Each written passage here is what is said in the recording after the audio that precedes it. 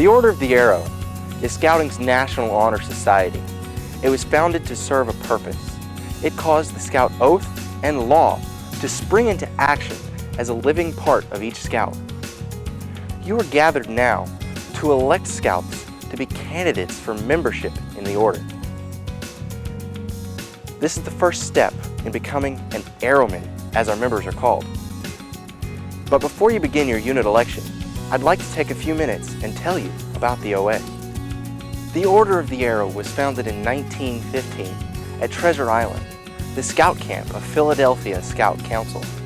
It is located on the Delaware River between the shores of Pennsylvania and New Jersey. Historical records show it to be an early camp of the Delaware Indians. In May of 1915, a young man named E. Goodman was selected to serve as camp director of Treasure Island for the summer. He had been a scoutmaster in Philadelphia and had considerable experience in scouting and camping. He was only 24 years old, but would soon become the founder of the Order of the Arrow. His assistant camp director that year was Carroll Edson. Both men took their appointments at Treasure Island very seriously and spent considerable time doing reading and research to better prepare themselves for their responsibilities. In the course of his reading, Goodman learned of camp organizations whose sole purpose was to maintain traditions from season to season. Goodman and Edson decided they wanted to establish a similar organization for their camp. They wanted some distinct way to recognize those scouts who exemplified the scout oath and law in their everyday lives. Since the Delaware Valley is rich in Indian tradition and the island had been used as an early Native American Indian campground, it seemed only natural to base this order, this honor society, on the legends and the traditions of the Delaware Indian. Soon after camp opened in 1915, Goodman and Edson decided to elect members of their new organization from the troops in camp. They gave it a name, taken from the language of the Delaware Indians, meaning Brotherhood of Cheerful Service. In the beginning, a unique principle was established that non-members of the organization would elect members. This founding principle lasts to this day. In that first year, 25 members were inducted into the Brotherhood. Soon, news of this organization spread to camps, and lodges were established in several nearby states, and then across the nation. Now, decades later, over 1 million members of the Boy Scouts of America have been inducted into the Order of the Arrow. The Order of the Arrow has over 175,000 active Arrowmen. If you've been in Scouts for very long, you've probably heard about the OA. Your unit may even have an appointed OA representative, which is an official junior leadership position. Amongst other things, the Order promotes Scout camping and camping traditions and spirits. To be a good camper, you must not only have mastered Scout skills, you must also be true to the ideals of Scouting.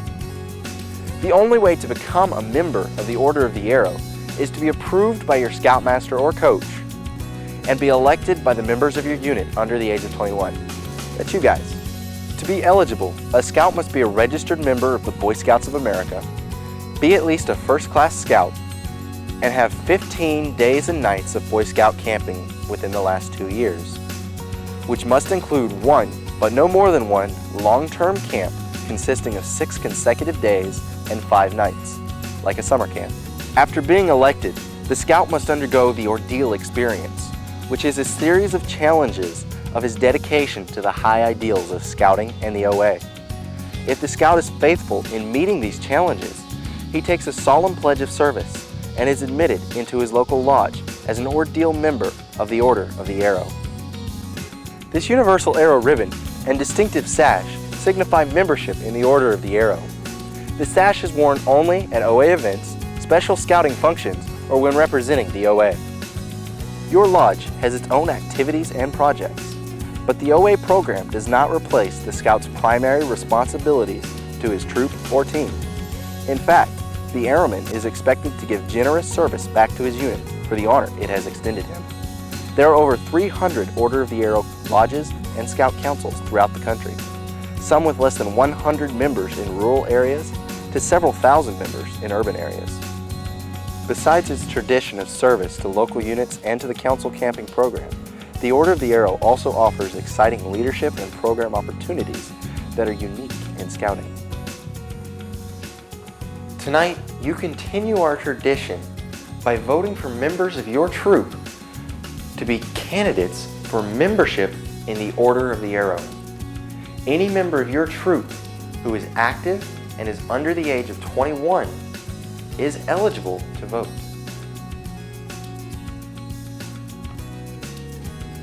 Don't vote for a scout just because he is your friend or because he is older than all the rest.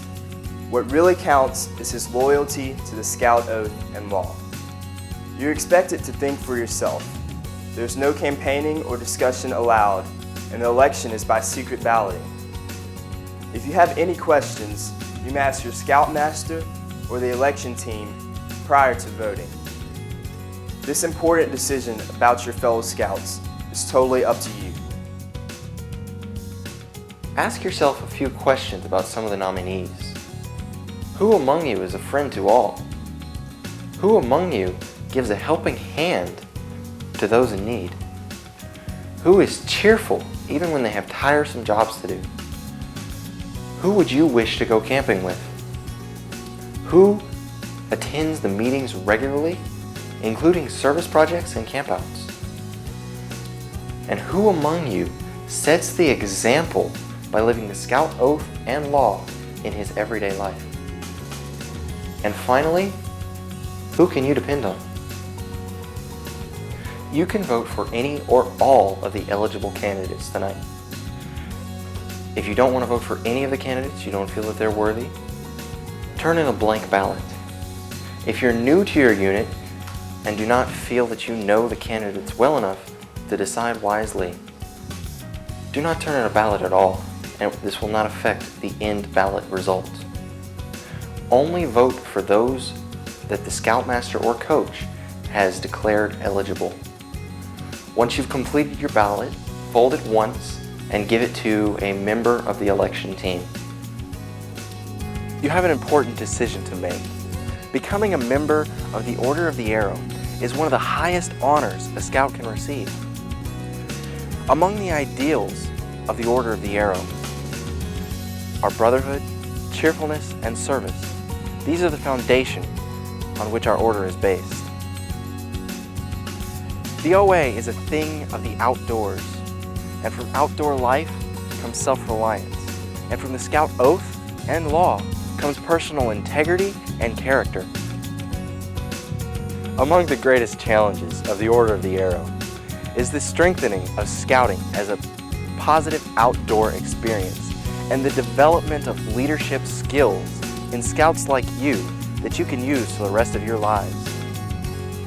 It is because of our Order's commitment to both leadership and service that has made us the National Honor Society of the Boy Scouts of America.